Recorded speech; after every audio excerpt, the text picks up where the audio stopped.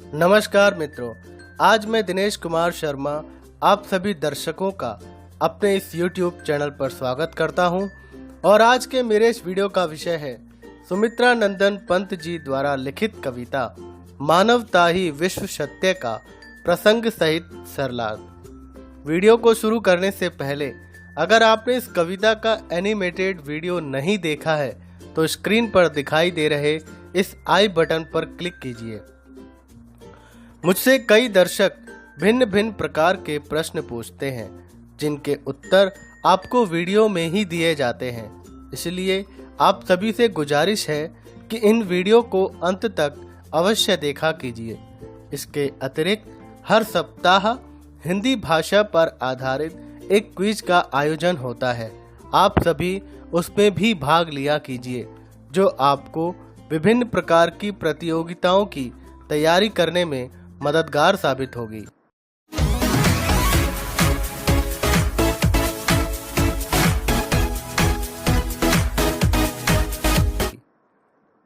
तो आइए पाठ का शुभारंभ करते हैं।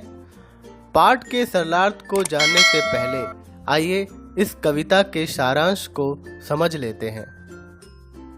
इस कविता के माध्यम से कवि सुमित्रा नंदन पंत जी ने मानवता, विश्व बंधुत्व, सद्भावना और सहयोग पर बल दिया है। उनकी इच्छा है कि सभी मिलकर उन्नति करें और यह अणुयुग धरती पर स्वर्ग लाने में महत्वपूर्ण भूमिका निभाए।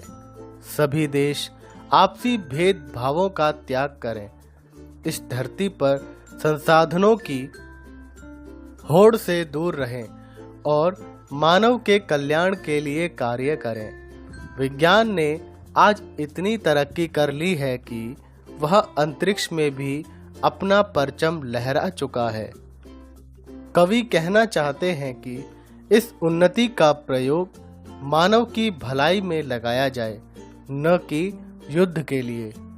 सभी राष्ट्रों को मानवता को विश्व सत्य मानते हुए इसके प्रति अपना समर्पण भाव प्रकट करना चाहिए और उसे अपनाकर ही इस धरती को स्वर्ग बनाया जा सकता है। पहला पद्यांश है। चंद्रलोक और अंतरिक्ष में मानव ने किया पदार्पण, छिन्न हुए लो देश काल के दुर्जय बाधा बंधन। दिग्विजयी मनुष्युत निश्चय, कितना महत्वपूर्ण यह क्षण। भेद भाव विरोध शांत कर, निकट आए सब देशों के जन। प्रसंग। प्रस्तुत पद्यांश हमारी हिंदी की पाठ्य पुस्तक गुंजन हिंदी पाठमाला में निहित कविता मानवता ही विश्व सत्य से लिया गया है और इसके कवि सुमित्रा नंदन पंत जी हैं। इस पद्यांश में उन्होंने सभी देशों को आपसी भेदभावों को त्याग कर मिलजुल कर साथ चलने की बात कही है। सरलार्थ। इन पंक्तियों के माध्यम से कवि मानवता की भावना पर बल देते हुए कहते हैं कि आज मनुष्य ने विज्ञान में इतनी तरक्की कर ली है कि वह अब चांद और अंतरिक्ष में अपना परचम लहरा रहा है। इस उन्नति के कारण विभिन्न देशों के बीच की दूरियां समाप्त हो गई हैं।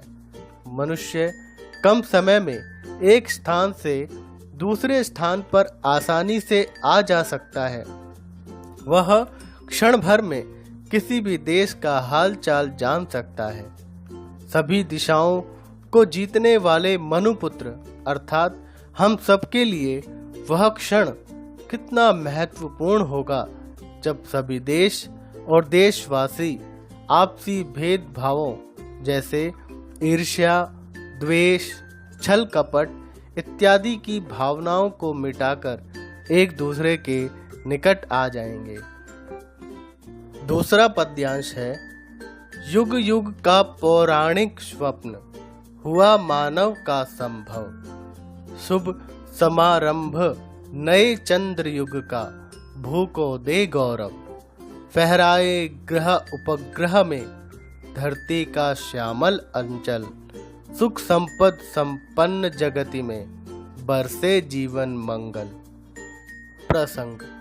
प्रस्तुत पद्यांश हमारी हिंदी की पाठ्य पुस्तक गुंजन हिंदी पाठमाला में निहित कविता मानवता ही विश्व सत्य से ली गई है और इसके कवि सुमित्रा नंदन पंत जी हैं।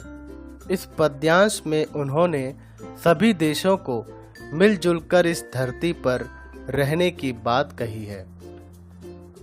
सरलार्थ। इन पंक्तियों के माध्यम से कवि कहना चाहते हैं कि प्राचीन काल से मनुष्य जिस विश्व शांति का स्वप्न देख रहा था उसे अब आसानी से पूरा करना संभव है।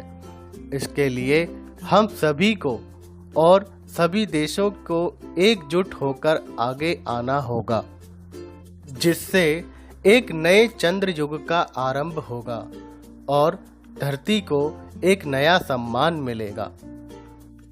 इसके आगे कवि कहना चाहते हैं कि वैज्ञानिक और तकनीकी उन्नति के कारण संसार में उपस्थित ग्रहों और उपग्रहों में मानव द्वारा विकास का परचम लहराया गया, जिसके लिए राष्ट्रों के भीतर गौरव का भाव होना चाहिए। सभी को संपदा, संपत्ति और धन देने वाली इस धरा पर चारों तरफ सभी के जीवन में मंगल ही मंगल हो। अगला पद्यांश है। देश सभी मिल बने नवदिक रचना के वाहन, जीवन पद्धतियों के भेद समन्वित हो विस्तृत मन। अणुयुग बने धरा जीवन हित, स्वर्ग सृजन का साधन, मानवता ही विश्व सत्य, भू राष्ट्र करे आत्मार्पण।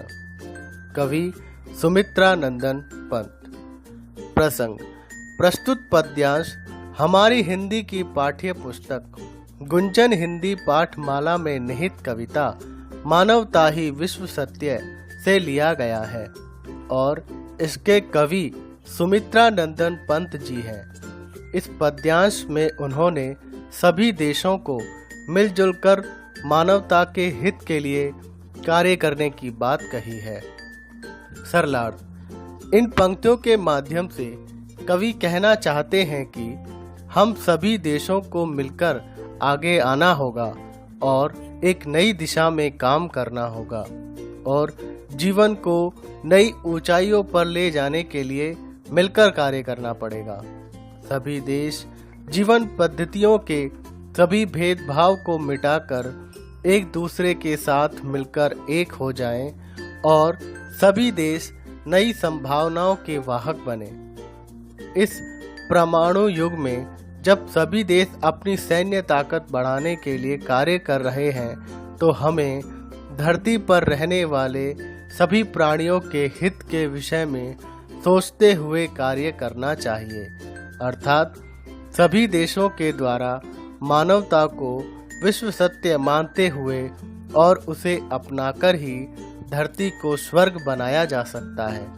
इस धरती पर विभिन्न भौगोलिक स्तर पर आधारित दुनिया के सभी देशों को मानवता की भलाई पर ध्यान देने के लिए स्वयं को समर्पित कर देना चाहिए। कवि परिचय। सुमित्रा नंदन पंत का जन्म अल्मोड़ा, उत्तर प्रदेश के कैसौनी गांव में 20 मई 1900 को हुआ था। इनके जन्म के कुछ घंटों पश्चात ही इनकी मां चल बसी। आपका पालन पोषण आपकी दादी ने ही किया। आपका वास्तविक नाम गुसाई दत्त रखा गया था। आपको अपना नाम पसंद नहीं था, सो आपने अपना नाम सुमित्रा नंदन पंत रख लिया। प्रारंभिक शिक्षा। आपकी प्रारंभिक शिक्षा अल्मोड़ा में ही हुई। 1918 में वे अपने भाई के साथ काशी आ गए और वहाँ क्वींस कॉलेज में पढ़ने लगे। मैट्रिक उत्तीर्ण करने के बाद आप इलाहाबाद आ गए, वहाँ इंटर तक अध्ययन किया। 1919 में महात्मा गांधी के सत्याग्रह से प्रभावित होकर अपनी शिक्षा अधूरी छोड़ दी और स्वाधीनता आंदोलन में सक्रिय हो गए। हिंदी, संस्कृत, अंग्रेजी और बांग्ला का स्वाध्याय किया। आपका प्रकृति से असीम लगाव था। बचपन से ही सुंदर रचनाएं लिखा करते थे। प्रमुख कृतियाँ: वीणा, उच्छ्वास, पल्लव, ग्रंथि, गुंजन, लोकायतन, पल्लवणी, मधुज्वाला, मानसी, वाणी, युगपथ, सत्यकाम। पुरस्कार, सम्मान: चिदंबरा के लिए भारतीय ज्ञानपीठ, लोकायतन के लिए सोवियत नेहरू शांति पुरस्कार और हिंदी साहित्य की इस अनवरत सेवा के लिए उन्हें पद्म भूषण से अलंकृत किया गया। निधन: 28 दिसंबर 1977 को आपका निधन हो गया। अगर आपको इस वीडियो से लाभ हुआ हो तो इस वीडियो को लाइक कीजिए और अपने दोस्तों के साथ इस पाठ की जानकारी को शेयर कीजिए। और आपको ये वीडियो कैसा लगा मुझे कमेंट बॉक्स में लिखकर अवश्य बताएं। और इसी तरह हिंदी भाषा से संबंधित क्विज, पाठों के एनिमेटेड वीडियो, कविताओं के सरलार्थ और पाठ के प्रश्नोत्तर की जानकारी प्राप्त करने के लिए तथा हिंदी भाषा से संबंधित नवीनतम जानकारी प्राप्त करने के लिए मेरे चैनल को सब्सक्राइब करें। एक नए वीडियो में आपसे फिर मुलाकात होगी। धन्यवाद। आपका दिन शुभ रहे।